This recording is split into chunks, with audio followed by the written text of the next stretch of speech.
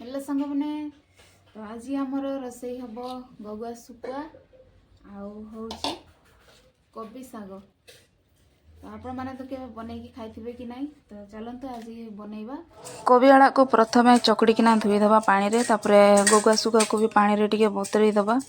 तो प्रथमे कोबी साग को टिके सिझेई दबा कहीं तार पानी बाहर तो से पानी टाक मरईकिना ताको आगे सिझेई दबा। तापरे से सेम कढ़ई रे तेल पकईकिना शुखला लंका भांगिकी दबा। तापरे प्याज हल्का रेड हो गला परे जो गगुआ शुखुआ को ताको भल से धोईकी चुपड़ीकिना तापरे ताको पकई दबा। तापरे किछि समय नाड़ला परे स्वाद अनुसार लुण भी देदबा आउ हल्का टिके हलदी गुंड पकईदबा आउ बेसी किछि पड़बनी एथिरे।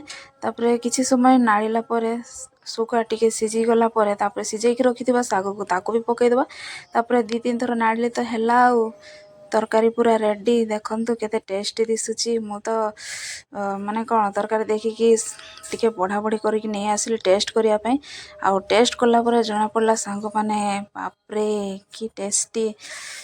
रेसिपी तो बहुत सिंपल किंतु पूरा टेस्टी। जो माने ट्राई करना निहाती भाबरे थोड़ा ट्राई करेंगे। रोजी जय जगन्नाथ।